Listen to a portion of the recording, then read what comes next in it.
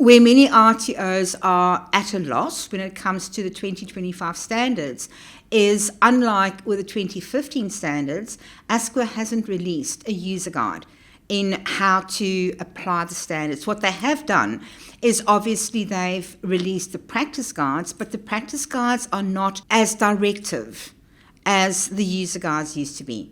And that is very specific because remember, the 2025 standards are far less prescriptive than the 2015 standards. And of course, with the 2025 standards, we don't have the same user guide that ASQA had published for the 2015 standards.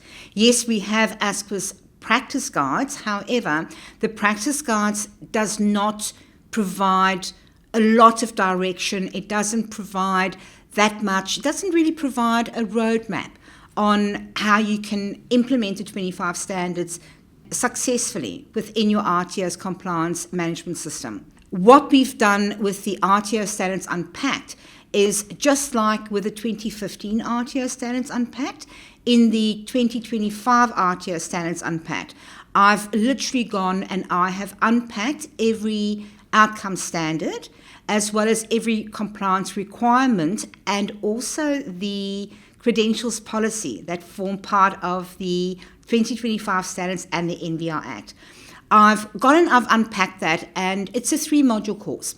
In the first module, I explain in very plain, simple English, very conversationally, exactly what those standards mean, what those compliance requirements mean, and what the credential policy means. And I've also unpacked how your RTO can implement it in a compliant manner within the RTO. We've then got Module 2, and what I've done with Module 2 is almost Module 1 on steroids. So we go through the same outcome standards, we go through the same compliance requirements, we go through the same credential policy requirements, but I've taken it one step further, and I've actually gone and explored various ways that these requirements can be implemented within your RTO's compliance management system.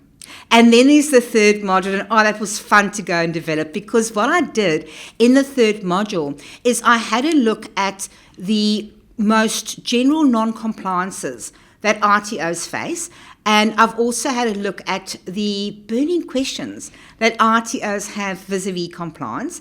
And in Module 3, we discuss how your RTO can rectify those non-compliances without paying a fortune to compliance consultants to come in and basically do what isn't that hard.